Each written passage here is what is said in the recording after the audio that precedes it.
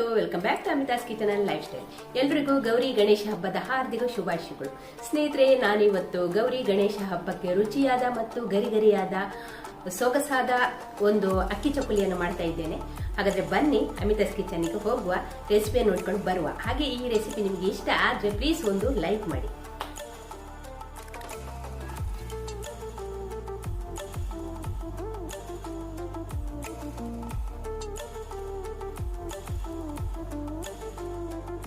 ಇಲ್ಲೀಗ ಇದರಲ್ಲಿ 100 ಗ್ರಾಮ್ನಷ್ಟು ಪುಟಾಣಿ ಕಡಲೆ ಉಂಟು. ಅಂದರೆ ಕಪ್ಪಲ್ಲಿ ಹೇಳೋದಿದ್ರೆ 1 ಕಪ್ಪು 240 ml ಇದು. ಈಗ ಇದನ್ನು ನಾವು ಪೌಡ್ರ್ ಮಾಡಿಕೊಳ್ಳುವ, ನಯವಾಗಿ ಪೌಡ್ರ್ ಮಾಡಿಕೊಳ್ಬೇಕು.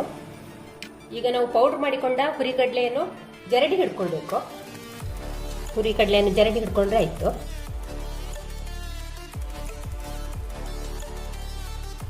ಅಂದರೆ ಕೆಲವೊಂದ್ಸಲ ಇದರಲ್ಲಿ ನಾವು ನಯವಾಗಿ ಪುಡಿ ಮಾಡಿಕೊಂಡ್ರೆ ಕೂಡ ಉಂಟಲ್ಲ ನೋಡಿ, ಸ್ವಲ್ಪ ದಪ್ಪ ದಪ್ಪ ನಿಲ್ತದೆ. ಇದನ್ನೆಲ್ಲ ತೆಗೆದ್ರೆ ಆಯ್ತು ನೋಡಿ. ನಾನು ಇವಾಗ ಅದೇ ಕಪ್ಪಲ್ಲಿ 2 ಕಪ್ಪಿನಷ್ಟು ಅಕ್ಕಿ ಹಿಟ್ಟನ್ನು ಹಾಕ್ತಾ ಇದ್ದೇನೆ, 240 ml. ಇಲ್ಲಿ ನಾನು 2 ಟೇಬಲ್ ಸ್ಪೂನ್ನಷ್ಟು ಬೆಣ್ಣೆಯನ್ನು ತಗೊಳ್ತಾ ಇದ್ದೇನೆ. ಬೆಣ್ಣೆ ಹಾಕಬೇಕು ಅಂತ ಏನಿಲ್ಲ, ಎಣ್ಣೆ ಕೂಡ ಬಿಸಿ ಮಾಡಿಕೊಂಡು ಹಾಕಿಕೊಳ್ಬೋದು. ಎಣ್ಣೆಯನ್ನು ಕೂಡ ಕಾಯಿಸಿ ಹಾಕಿಕೊಳ್ಬೋದು. ಹಾಗೆ 1 ಚಿಟಿಕೆ ಅರಶಿನ, 1 ಟೀ ಸ್ಪೂನಷ್ಟು ಜೀರಿಗೆ, 2 ಟೀ ಸ್ಪೂನಷ್ಟು ಬಿಳಿ ಎಳ್ಳು. ಬಿಳಿ ಎಳ್ಳು ಇಲ್ಲದಿದ್ದರೆ ಕಪ್ಪು ಎಳ್ಳನ್ನು ಕೂಡ ಹಾಕಿಕೊಳ್ಬೋದು. ಹಾಗೆ 1 ಟೀ ಸ್ಪೂನಷ್ಟು ರೆಡ್ ಚಿಲ್ಲಿ ಪೌಡ್ರು. ನೀವು ಖಾರ ಜಾಸ್ತಿ ಬೇಕು ಅಂತಿದ್ರೆ ಖಾರ ಜಾಸ್ತಿ ಹಾಕಿಕೊಳ್ಬೋದು. ಹಾಗೆ ರುಚಿಗೆ ಉಪ್ಪು. ಇದನ್ನು ಇವಾಗ ನಾವು ಅಂತೆ ಕಲಸಿಕೊಳ್ಳುವ, ನೀರು ಹಾಕಿಕೊಳ್ಳೋದು ಬೇಡ. ಈ ಬೆಣ್ಣೆಯಲ್ಲಿ ಹೀಗೆ ಕಲಸಿಕೊಂಡ್ರೆ ಆಯಿತು. ಚೆನ್ನಾಗಿ ಒಂದಕ್ಕೊಂದು ಬೆರೆಯುವ ಹಾಗೆ ಚೆನ್ನಾಗಿ ಕಲಸಿಕೊಂಡ್ರೆ ಆಯ್ತು.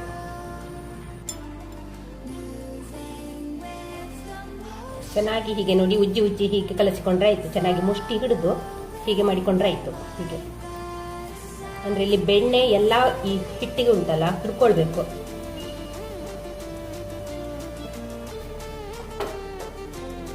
ನಾನಿಲ್ಲಿ ಅಕ್ಕಿ ಹಿಟ್ಟು ತಗೊಂಡ ಕಪ್ಪಲ್ಲಿ ನೀರು ತಗೊಂಡಿದ್ದೇನೆ.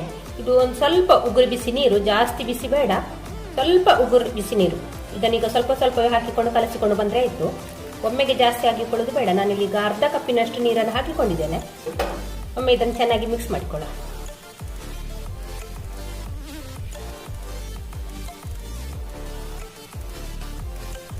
ಈಗ ಇಲ್ಲಿ ಇನ್ನೊಂದು ಸ್ವಲ್ಪ ನೀರನ್ನು ಕೂಡ ಹಾಕ್ತಾ ಇದ್ದೇನೆ.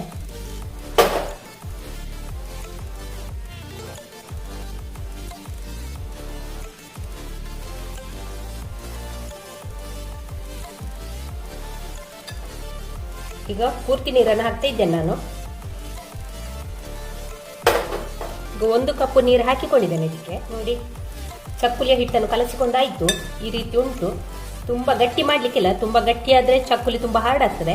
ಹಾಗೆ ತುಂಬ ತೆಳ್ಳಗೆ ಮಾಡಲಿಕ್ಕೂ ಇಲ್ಲ. ತುಂಬ ತೆಳ್ಳಗೆ ಮಾಡಿದರೆ ಚಕ್ಕುಲಿ ಎಣ್ಣೆಯನ್ನು ಹೀರಿಕೊಳ್ತದೆ, ಜಾಸ್ತಿ ಎಣ್ಣೆ ಹೀರಿಕೊಳ್ತದೆ. ಹಾಗಾಗಿ ಹಿಟ್ಟಿನ ಹದ ಈ ರೀತಿ ಉಂಟು ನೋಡಿ. ಗಟ್ಟಿಯೂ ಅಲ್ಲ, ತೆಳ್ಳಗೆಯೂ ಅಲ್ಲ, ಈ ರೀತಿ ಉಂಟು ನೋಡಿ. ಮತ್ತೆ ನಾವು ಕಲಸಿಕೊಂಡ ನಂತರ ಚೆನ್ನಾಗಿ ಒಂದು 5 ನಿಮಿಷವಾದ್ರೂ ಚೆನ್ನಾಗಿ ನಾದಿಕೊಳ್ಬೇಕು.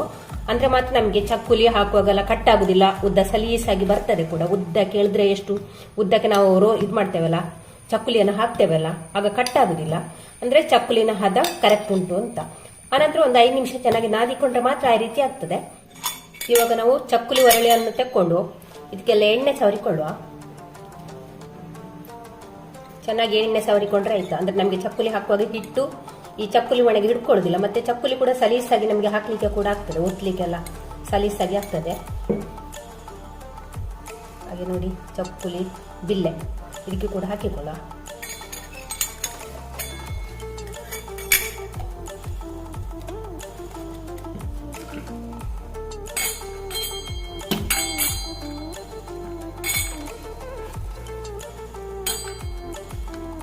ಇಲ್ಲಿ ಕೈಗೆ ಸ್ವಲ್ಪ ಎಣ್ಣೆ ಹಾಕಿಕೊಂಡು ಹಿಟ್ಟನ್ನು ನಾವು 2 ಭಾಗ ಮಾಡಿಕೊಳ್ಳುವ.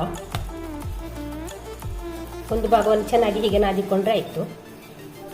ಹಿಟ್ಟನ್ನು ಇಲ್ಲಿ ನೆನೆಲಿಕ್ಕೆಲ್ಲ ಬಿಡ್ಲಿಕ್ಕಿಲ್ಲ. ನಾವು ಮಾಡಿದ ತಕ್ಷಣವೇ ಚಕ್ಕುಲಿ ಹಾಕಿಕೊಳ್ಬೇಕು. ನಮ್ಮ ಚಕ್ಕುಲಿ ಒರಳು ಯಾವ ರೀತಿ ಉಂಟು ಅದೇ ಸೈಜಿಗೆ ಮಾಡಿಕೊಂಡ್ರೆ ಆಯಿತು. ಚಕ್ಕುಲಿ ಒರಳಿಗೆ ಹಾಕಿಕೊಳ್ಳುವ. ಎಷ್ಟು ಹಿಟ್ಟು ಬೇಕಷ್ಟನ್ನು ಮಾತ್ರ ಹಾಕಿಕೊಂಡು ಉಳಿದ ಹಿಟ್ಟನ್ನು ತಕೊಂಡ್ರೆ ಆಯಿತು.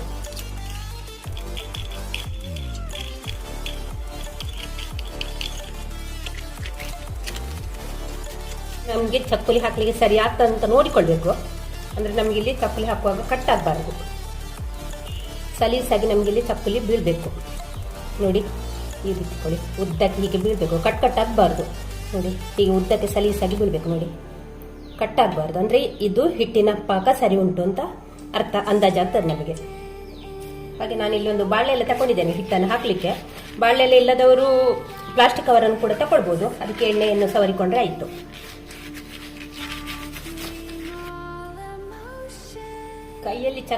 ಕೈಯಲ್ಲಿ ಎಣ್ಣೆ ಪಾಸೆಲ್ಲ ಇದ್ರೆ ಚೆನ್ನಾಗಿ ತೊಳ್ಕೊಳ್ಬೇಕು. ಅಂದ್ರೆ ನಮಗೆ ಚಕ್ಕುಲಿಲಿ ಹಾಕುವಾಗ ಉಂಟಲ್ಲ ಕೈ ಜಾರ್ತದೆ, ಹಾಗಾಗಿ ನೋಡಿ ಚಕ್ಕುಲಿಯನ್ನು ಹಾಕಿಕೊಂಡ್ರೆ ಆಯಿತು.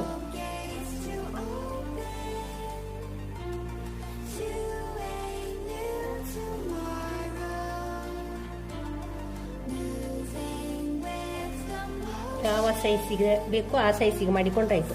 ನಿಮಗೆ ದೊಡ್ಡ ಚಕ್ಕುಲಿ ಬೇಕು ಅಂತಿದ್ರೆ ದೊಡ್ಡ ಸೈಜ್ ಮಾಡಿಕೊಂಡ್ರೆ ಆಯಿತು. ಮತ್ತೆ ಯಾವ ಭಾಗದಿಂದ ಸ್ಟಾರ್ಟ್ ಮಾಡ್ತೇವೆ ಅದೇ ಭಾಗದಲ್ಲಿ ಎಂಡ್ ಮಾಡಿದ್ರೆ ಆಯಿತು. ಎಲ್ಲ ಚಕ್ಕುಲಿಯನ್ನು ಹೀಗೆ ಹಾಕಿಕೊಂಡು ಬಂದ್ರೆ ಆಯಿತು.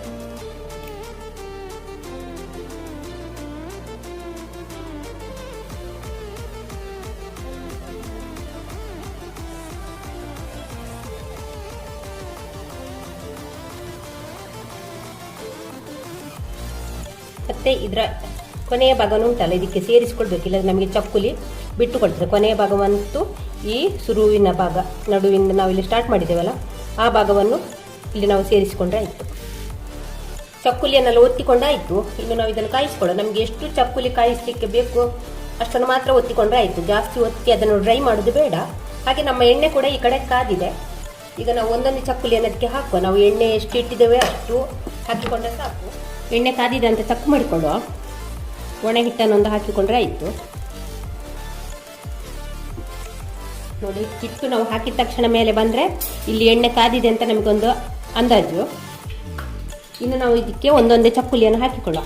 ಇನ್ನು ಹೀಗೆ ಒಂದು ಸೈಡಿಂದ ಹಾಕಿಕೊಂಡ್ರೆ ಆಯಿತು. ಸೈಡಿಂದ ಜಾಗ್ರತೆ ಮಾಡಿ ಒಂದೊಂದು ಬಿಟ್ಟುಕೊಂಡ್ರೆ ಆಯಿತು. ಜಾಸ್ತಿ ಚಕ್ಕುಲಿ ಹಾಕಿಕೊಳ್ಳೋದು ಬೇಡ. ಈ ಬಣಲೆಯಲ್ಲಿ ನಾವು ಎಷ್ಟು ಎಣ್ಣೆ ಹಾಕಿದ್ದೇವೆ ಅದಕ್ಕೆ ಅನುಗುಣವಾಗಿ ನಾವು ಚಕ್ಕುಲಿಯನ್ನು ಹಾಕಿಕೊಂಡ್ರೆ ಆಯಿತು. ಮತ್ತೆ ಎಣ್ಣೆ ಕೂಡ ಅಷ್ಟೇ, ತುಂಬ ಬೆಂಕಿಯನ್ನು ಕೂಡ ಅಷ್ಟೇ ಜಾಸ್ತಿ ಇಟ್ಟುಕೊಳ್ಳೋದು ಬೇಡ. ಮೀಡಿಯಂ ಫ್ಲೇಮಲ್ಲಿ ಇಟ್ಟುಕೊಂಡ್ರೆ ಸಾಕು. ಮೀಡಿಯಂ ಫ್ಲೇಮ್ಗಿಂತ ಸ್ವಲ್ಪ ಜಾಸ್ತಿ ಇಟ್ಟರೆ ಆಯಿತು. ಹೈ ಫ್ಲೇಮಲ್ಲಿ ಇಟ್ಕೊಳ್ಳೋದು ಬೇಡ. ಎಣ್ಣೆ ಚೆನ್ನಾಗಿ ಕಾದ ನಂತರ ಉಂಟಲ್ಲ ಬೆಂಕಿಯನ್ನು ಒಂದು ಸ್ವಲ್ಪ ಕಡಿಮೆ ಮಾಡಿಕೊಂಡ್ರೆ ಆಯಿತು. ಒಂದು ಸ್ವಲ್ಪ ಹೊತ್ತು ಆದ ನಂತರ ಇದನ್ನೆಲ್ಲ ಮಗುಚಿ ಹಾಕಿಕೊಂಡ್ರೆ ಆಯಿತು. 1 ನಿಮಿಷ ಆದ ನಂತರ ಎಲ್ಲವನ್ನು ಕೂಡ ಮಗುಚಿ ಹಾಕಿಕೊಂಡ್ರೆ ಆಯಿತು.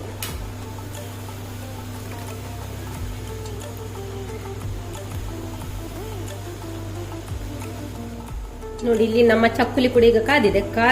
ಚಕ್ಕುಲಿ ಕಾದಿದೆ ಅಂತ ಹೇಗೆ ಚೆಕ್ ಮಾಡೋದು ಅಂದ್ರೆ ಈ ಶಬ್ದ ಎಲ್ಲ ನಿಲ್ತದೆ. ಅಷ್ಟೊತ್ತಿಗೆ ನಮ್ಮ ಚಕ್ಕುಲಿ ಕಾದಿದೆ ಅಂತ ನಮ್ಗೊಂದು ಅಂದಾಜು ಆಗ್ತದೆ. ಆ ಹೊತ್ತಿಗೆ ನಾವು ಈ ಚಕ್ಕುಲಿಯನ್ನು ತಕೊಂಡ್ರೆ ಆಯ್ತು. ನೋಡಿ ತುಂಬಾ ಕಾಯಿಸ್ಕೊಳ್ಳೋದು ಬೇಡ, ಅದಂದ್ರೆ ತುಂಬಾ ಹಾರ್ಡ್ ಆಗ್ತದೆ. ನೊರೆ ನಿಂತ ತಕ್ಷಣ ನಾವು ಚಕ್ಕುಲಿಯನ್ನು ತೆಗೆದ್ರೆ ಸಾಕು. ನೊರೆ ಮತ್ತು ಶಬ್ದ ನಿಂತ ತಕ್ಷಣ ಚಕ್ಕುಲಿಯನ್ನು ತಕೊಂಡ್ರೆ ಆಯ್ತು.